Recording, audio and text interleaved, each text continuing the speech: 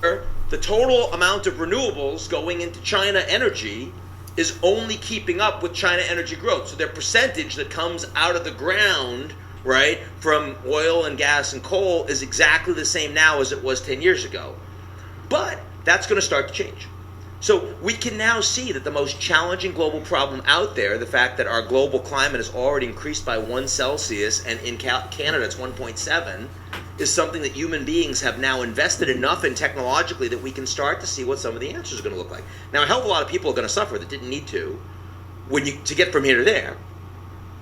But the planet and humanity is not going to go extinct, right? And that actually, and not even close. And that actually kind of matters. So I am not someone who looks at this problem and says, we can't deal with this. But I am someone who knows that you don't get the best out of human beings until you force us to get to flow state, until you press us to something that actually feels challenging to us. For good and for bad, we are, over the coming generation, going to be experiencing that kind of pressure. Otherwise, you get displaced. I love the fact, and there are now, when I wrote the book, there were a bunch of these that I wrote about, but in the years since then, I've learned about 20 more. So this is starting to get attention, but it is early. These are small. We don't have the data. Again, let me give you the climate example. 30, 40 years ago, we didn't know it was going to work. Today, turns out solar power is cheaper than coal.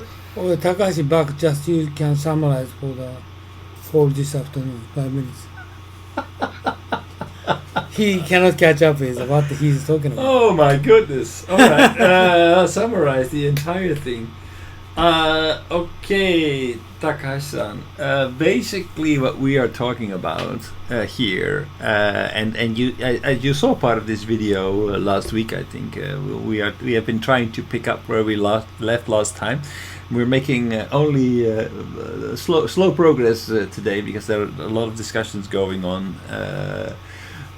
around this video. But basically, this video is the author here. He's talking about globalism, and globalism is something different from globalization. So globalization is the process, the economic process, where the economy is becoming open, where basically we can freely buy and sell goods overseas, where I can freely open up factories in countries outside of our own country and penetrate markets. And this is basically globalization. Globalization in itself had very positive effects because it led to a growth in the overall GDP worldwide. It led to a serious decrease in absolute poverty in the past few decades, and it led to an improvement of healthcare across the world. So globalization itself had very positive impact on the world as a whole. But globalism is the political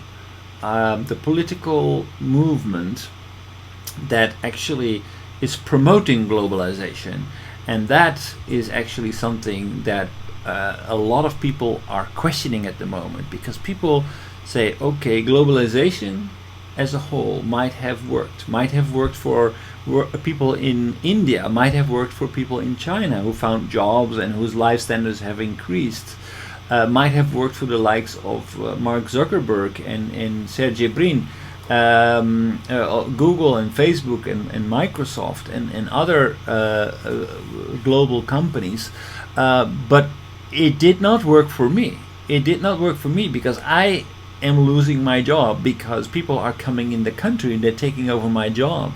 It didn't work for me because the new technology is taking over my job, and I don't believe what the media is saying. I don't believe what they're saying about globalization. Globalism for me is a lie. It's an attempt to protect the people who are benefiting from globalization and give them a benefit and their children to hold on to that benefit.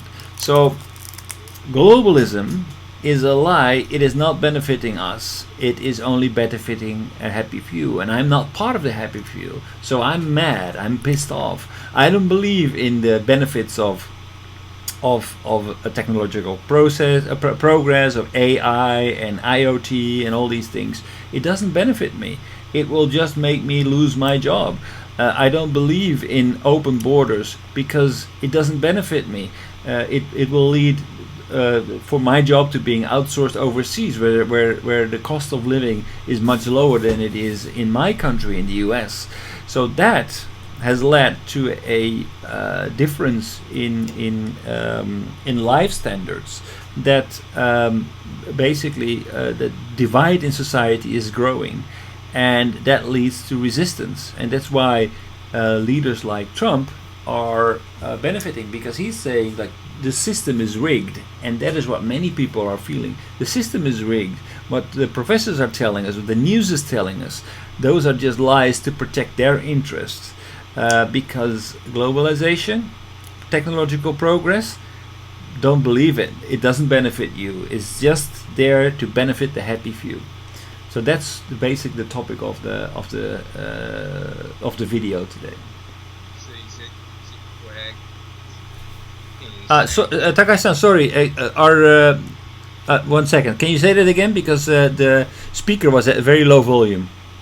Oh, okay. How about this? Yeah, perfect. Okay. So is it correct in saying that the nationalism is kind of manipulating the globalization? Exactly. Actually, nationalism. No, it's nationalism is pretending to move forward under the agenda of the globalism and overshadowing the actual meaning and the true original aspect of the benefit of globalization. So what he's saying is that it's like some countries has political initiative with the name of globalization, but actually they intend to get benefit only for this country, to promoting export and promoting their business, then ending up the profit back to their country. So actually the way that it works is that, okay, so we hear from our teachers, from our professors in the universities, we hear from the media, we hear from our business leaders, we hear from our politicians that globalization, open borders, will make it possible that the world become a global marketplace, and that will lead to an increase in our GDP. An increase in GDP will lead to more jobs being created.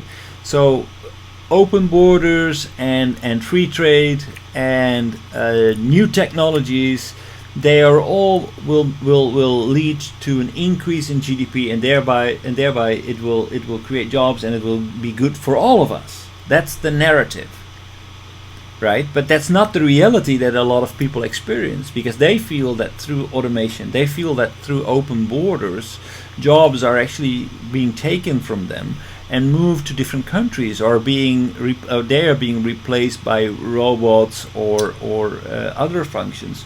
But they're saying, so what you've been talking about all these years, they're just simple lies, because the only one who really benefited from globalization, the only one who really benefited from this automation process, that's the happy few. And they've been lying to us, because they wanted to keep us out. So they don't want to share. They want to be in control of the data. They want to be in control of the factories. They want to be the ones who benefit from it. They and their children, they're part of a kind of a secret, exclusive society that lies and makes their wealth and their benefits of globalization exclusive to themselves. So when they're saying that these things are good, don't believe it. it's the system is rigged, as Donald Trump says. So the globalism is not promoting actual the positive side of globalization. So Yeah. exactly. Yes. So the government agenda aside, globalism can promote the globalization. Is it correct? Well, so the governments, when they promote globalization, that what they are not honest about is that globalization is not benefiting us all. Globalization as a whole, well, definitely it had positive effects to the world as a whole, because open borders had economic effects that were beneficial to all of us. But if you look at, but then where exactly did the money go? The money did only go to a few. Did go to big multinationals, but the people who owned the multinational did go to the people who knew how to leverage the technology and create platforms that would benefit them, like Google and Facebook, and it would all be good. Would all be good for us. But a lot of people have actually lost their jobs. A lot of people see that their income has not risen because they are actually competing with workers outside of their country. Workers in the United States are now competing with workers in China because every multinational has the opportunity to move their capital, their factories overseas, and get labor for a fraction of what they're paying their own workers at the moment. So basically what workers see is that their wages have not been increasing, and if not, they have already been laid off. So they are globalism, when they're telling you that this is a wonderful opportunity for us because our GDP will grow.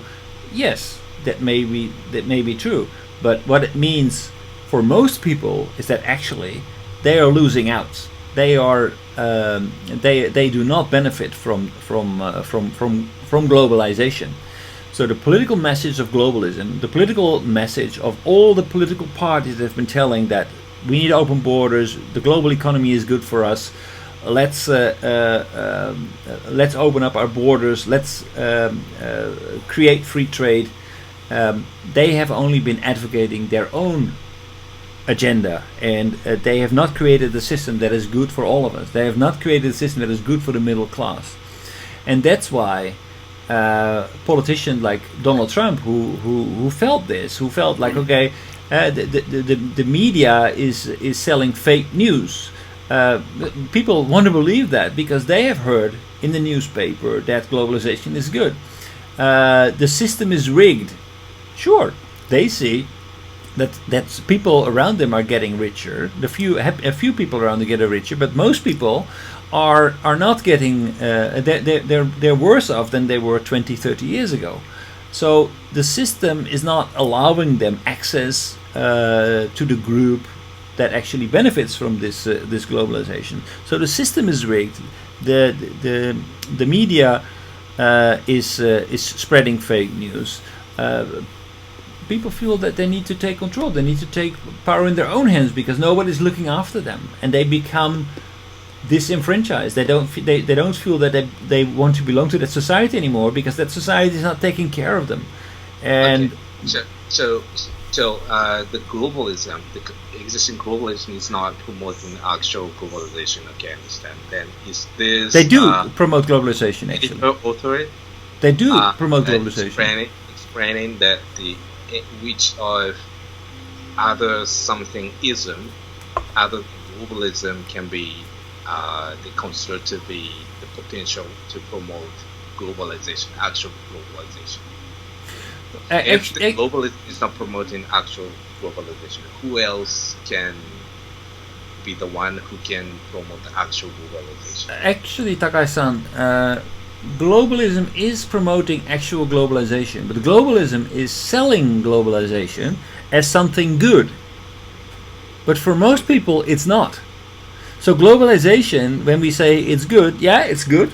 It's good for people who work in call centers in India. It's good for factory workers in China who got jobs and who got a better living standard and who were taken out of poverty.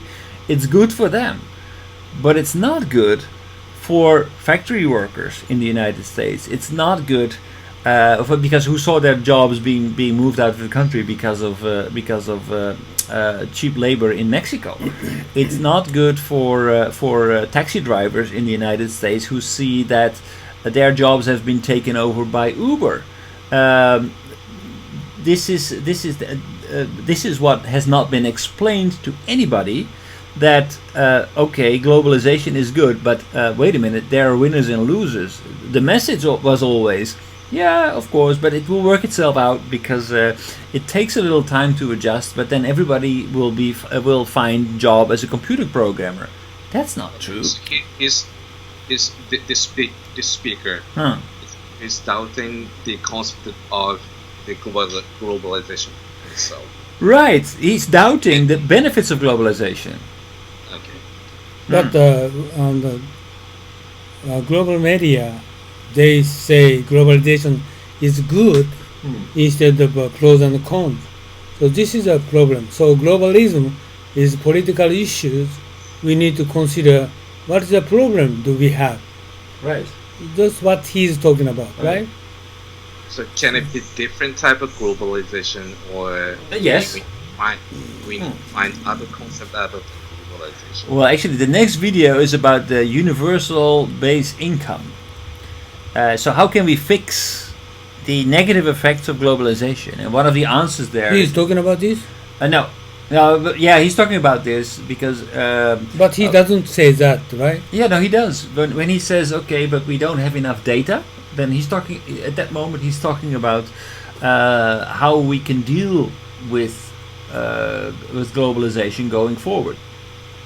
How can we correct, and how can we compensate? He doesn't say basic income. Yeah, UBS, universal base, UBI, universal base income. He mentions UBI. UBI. Abbreviated. But Yeah. I don't understand. Universal base income. UBI. Yes. Oh, okay. UBI is the same meaning. Universal base income. Basic income. Right, and basically what that means. Oh, okay. He said UBI. So I didn't understand. So what UBI means, like in a lot of countries, you already have welfare, right? And welfare is if you lose your job, then you get money from the state. But the problem with welfare is that it's very difficult because, like for example, when you're on welfare, let's say you get $1,000 a month. But if you get a job, maybe you get $1,200, but you also start to pay taxes, and that could be like $300, $400. So actually, you earn less. So it's very difficult for people to get out of welfare. What UBI does, it allows people who work and people who don't work to get a minimum guaranteed income. Let's say that it's also $1,000, but if you have a job that pays you $1,200. That actually means that okay, you can still keep your $1,000 as guaranteed, and you actually make a little bit more. So it's a little bit different, and it allows you, for example, if you are female, you get a child, and you would like to look after your kid to work maybe part time, but still have the $1,000 because that is the minimum guaranteed income. If you would like to take time off to learn a new skill that will help you to survive in the digital age, then you can do that because you have the minimum base income. At the moment, people are being displaced. They don't have the skills and they don't have time to learn something else. Basically, they're out of a job, and when you're out of a job, you don't have any income. A lot of people don't have the time to go to school. They need to make ends meet. That means that they need to do work, need to find work immediately. Otherwise, they cannot survive, and that will not lift them out of their poverty in the long run because they don't have that skills yet. They don't have these skills yet.